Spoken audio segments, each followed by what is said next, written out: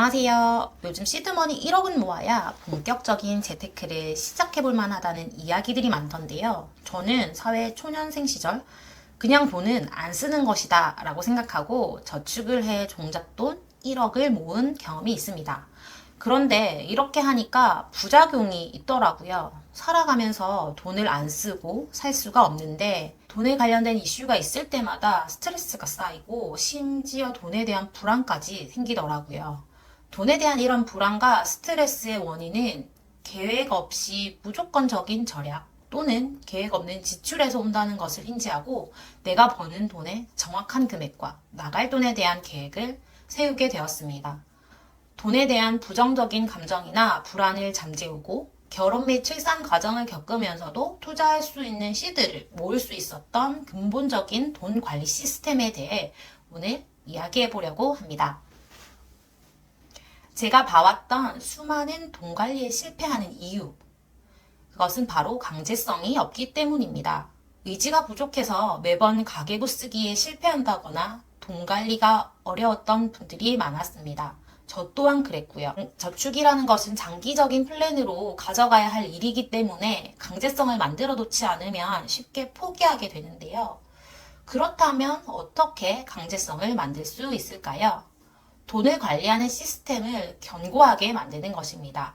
시스템을 만들면 내가 돈을 관리하는데 소모되는 에너지를 줄일 수 있고 단순화되어 습관이 되면 해볼만 하다라는 생각을 하게 됩니다. 바로 월급의 시스템화를 해보는 것입니다. 월급이 들어오면 이것을 투자통장, 소비통장, 급여통장, 비상금통장 이렇게 4개의 용도로 돈을 자동이체시켜 돈을 한 곳에 두지 않고 처음부터 분리하는 것입니다. 즉, 목적이 다른 돈들이 섞이지 못하게 통장을 나눠 통제를 하게 되는 건데요. 첫 번째는 급여통장입니다. 급여가 들어오는 통장은 고정비용 자동이체를 걸어둘 통장입니다. 급여가 들어오면 고정비용인 대출, 원리금, 상환금액, 아파트 관리비, 전기세, 자녀 학원비, 보험료, 휴대폰 요금, 통신비 등 고정 지출이 이 통장을 통해 모두 나가게 세팅을 하는 것인데요. 이것이 귀찮다고 이 작업을 미루게 되면 여러 통장에서 자동이체가 나가게 돼서 돈 관리를 하는 시스템을 처음 시작하기에 매우 어렵습니다. 인터넷 뱅킹이나 각각의 콜센터로 전화하여 모든 자동이체가 이 급여 통장에서만 나갈 수 있도록 변경해 주셔야 합니다. 이러한 고정비는 다이어트가 충분히 가능합니다. 고정비용이라는 것이 한번 정해지게 되면 오랫동안 나가기 때문에 꼭 꼼꼼히 따져보고 반드시 줄일 수 있는 것은 줄이고 시작을 해야 합니다. 저 같은 경우도 휴대폰 비용의 경우 2년 약정이 끝난 후 알뜰 요금이 싸다고 해서 알뜰폰 요금제로 한번 바꿔볼까 해서 변경을 하게 되었는데요. 5, 6만 원씩 나가던 요금제에 데이터 무제한 요금으로 비슷한 것을 잘 찾아보니 알뜰폰 요금제로 2, 3만 원 안에서 해결이 되는 것을 알게 되었습니다. 그리고 아이들 보험 또한 첫째 때 보험 설계사분께서 설계해 주셨던 대로 6에서 7만 원대의 어린이 보험을 넣고 있었는데 꼭 필요한 실비와 약간의 티격들만 남기고 손을 보았거든요. 그래서 현재는 2만 원대로 내고 있으며 둘째 같은 경우는 10,000원 이하의 실비만 가입하고 있는 상태입니다. 아이들은 실질적으로 특약으로 보상받을 수 있는 경우의 수가 낮아 보험료 다이어트를 하게 되었는데요. 실비로 거의 대부분이 대체 가능하다고 판단을 하고 아이들에게 들어오는 용돈 같은 경우는 그 아이들 각각의 이름으로 주식에, 미국 주식에 투자를 하고 있습니다. 이렇게 고정비 지출을 줄이는 방법은 정말 여러 가지가 있는데 이 영상에서 모두 다루기가 힘드니 제가 따로 한번 자세히 만들어 올려보도록 하겠습니다. 두 번째는 소비통장입니다. 사용할 돈, 즉 나의 용돈, 변동비용을 함께 모아두는 통장입니다. 변동비용은 식비, 교통비, 의료비, 여가비 등 매월 발생은 하지만 변동이 가능한 지출을 말합니다. 이 변동 지출을 알아보려면 직전 3개월 나의 변동 비용 평균을 내어보고 여기서 90% 정도만 급여 통장에서 이 소비 통장으로 자동 이체를 걸어둡니다. 그리고 이 소비 통장에는 체크카드를 연결해서 사용해 보는 것입니다. 저도 사회초년생 때는 신용카드를 처음 만들어 많이 이용을 했었는데요. 이렇게 사용하다 보니 소비 통제가 정말 어렵다는 것을 느끼게 되었습니다. 사실 신용카드를 만들게 된 계기는 카드 할인 혜택 때문이었는데요. 실질적으로 나의 소비 패턴을 확인해 보니 신용카드라는 정해지지 않은 미래의 돈으로 즉흥적 소비를 많이 했다는 것을 알 수 있었습니다. 사실 할인 혜택이라는 것이 하나의 마케팅일 뿐이고 카드사의 혜택들은 신용카드를 통해 더 많은 소비를 부추기는 카드사의 하나의 미끼일 뿐이다 라고 생각을 바꾸고 나니 이제 더 이상은 신용카드 할인 혜택이 매력적으로 다가오지 않고 신용카드를 사용하지 않는데 큰 도움을 받게 되었습니다. 세 번째는 투자통장입니다. 제가 미혼일 때 보통 받는 월급의 70% 정도를 저축했었는데요. 그렇게 할 수 있었던 이유가 회사에서 사택을 이용하게 되어 주거비가 크게 들지 않았고 식비도 점심은 회사에서 먹고 아침 저녁을 간단하게 먹게 되니 거의 돈 나갈 일이 없었습니다. 하지만 결혼을 하고 아이가 생기니 저축이 쉽지 않다는 것을 느끼게 되었는데요. 이렇게 각자의 상황이 다 다르시겠지만 사회 초년생이면 주거 독립은 최대한 늦게 회사에서 주는 사택이 있다면 당연히 혼자 사는 것보다 좀 불편하긴 하겠지만 돈을 모으는 기간에는 주거비 절약을 통해 저축률을 높이는 것이 목돈을 빨리 만들 수 있는 지름길이라고 생각합니다. 저는 20대 때 적금 말고는 다른 상품을 생각도 하지 못해 무조건 적금에 거의 모든 돈을 저축했습니다.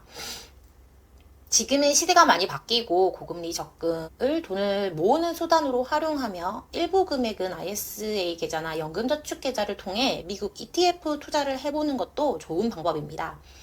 최소한 버는 돈의 50% 이상 저축하는 것을 추천합니다. ISA, IRP, 연금저축 등에 대해서도 따로 영상을 만들어 올려보도록 하겠습니다. 네 번째, 비상금 통장입니다. 경조사비, 자동차 보험료, 갑작스러운 의료비 등 내가 생각하지도 못한 일들이 살면서 일어날 수 있습니다. 그래서 이런 비상금 통장은 꼭 필요합니다. 비상금 통장이 없다면 이렇게 만들어 놓은 시스템이 쉽게 무너질 수 있습니다. 내 소비 패턴을 알고 줄일 수 있는 소비를 알아보기 위해 통장 나누기를 하는 것입니다. 어느 정도의 여유 자금이 있어야 이 시스템 유지가 가능하다는 것을 인지하고 매월 월급의 10% 정도는 비상금 통장에 이체해서 매월 지출하는 변동비랑 고정비를 합해 3배 이상 정도를 유지하는 것을 권합니다. 이렇게 하는 것이 만약 어렵다 하셔도 어느 정도 예비비는 확보한 후 다른 투자도 시작하는 것이 좋겠습니다. 비상금 통장의 경우 파킹 통장, 즉 하루만 맡겨도 금리를 주는 통장들이 있는데 이러한 통장들을 이용하면 입출금이 자유롭지만 금리도 받을 수 있어 유용합니다. 파킹 통장 2024년 9월 기준으로 제가 한번 찾아봤는데요. SC제일은행의 하이 통장이 첫거래 우대 금리를 주고 있어 높은 금리를 받을 수 있는 것으로 확인되며 제가 현재 쓰고 있는 카카오뱅크 같은 경우도 이렇게 4개의 통장으로 나누게 되고 그리고 고정 지출 비용을 한번 점검을 하고 나면 우리가 관리해야 하는 것은 변동비 통장, 즉 소비 통장만 관리해 나가면 되는 시스템을 가지게 됩니다. 관리해야 하는 것이 눈에 보이면 에너지가 적게 들고 성공할 수 있는 확률이 높아지게 되는 것이죠. 처음 수입과 지출을 관리한다는 것은 어려운 일입니다. 저도 가계부 쓰기에 무수히 실패하고 결혼 초에는 남편과 돈 관리하는 방식이 많이 달라서 의견 충돌도 있었는데요. 돈을 관리한다는 것은 자기 관리를 한다는 것과 마찬가지며 가정을 꾸려 함께 재정 관리를 한다는 것은 더욱더 인내가 필요한 일입니다. 지금까지 관리하지 않고 아무 문제 없이 편하게 잘 살고 있었는데 나의 월급과 지출을 한눈에 마주하는 것이 정말 힘든 일입니다. 신용카드로 소비할 때는 크게 생각을 하지 않아도 돼서 죄책감이 들지 않았죠. 하지만 관리를 하면서 제한된 금액 내에서 사용해야 한다는 생각을 하면서부터 소비를 할 때 한 번 더 생각을 하게 되는데요. 이 생각이라는 것이 불편함을 불러와 관리를 포기하게 만드는 요인이 됩니다. 하지만 지금은 잠깐 불편한 감정이 드는 것을 이 시스템화를 통해 관리하게 되면 분명 습관이 되고 크게 스트레스 받지 않는 날이 올 거라고 생각합니다. 시드머니를 만들 동안에만 조금만 더 에너지를 들여 3, 4년 정도 집중하자라는 마음으로 시작해 보시는 것이 어떨까요? 1억만 모아보라 라는 말이 있는데요. 저도 이 말에 동의합니다. 이렇게 시스템을 만들어 시드머니를 만들어 보면 돈 자체로서의 의미도 크지만 나를 통제할 수 있는 힘을 기를 수 있는 시간이 된다고 생각합니다. 학교에서는 가르쳐 주지 않았던 자본주의를 함께 살아가고 있는 친구들에게 어떻게 하면 돈을 잘 모으고 지키며 그리고 돈을 불리는지까지 함께 공부할 수 있는 컨텐츠를 자세하고 쉽게 만들어 보려고 합니다. 금융권에서 15년 이상 종사하며 보고 느낀 것, 그리고 직접 부동산, 주식, 코인을 투자하며 실패한 경험도 있고 성공하기도 한 경험을 공유하고 싶습니다. 함께 공부할 친구들이 계시다면 구독, 좋아요 부탁드립니다. 감사합니다. 좋은 하루 되세요.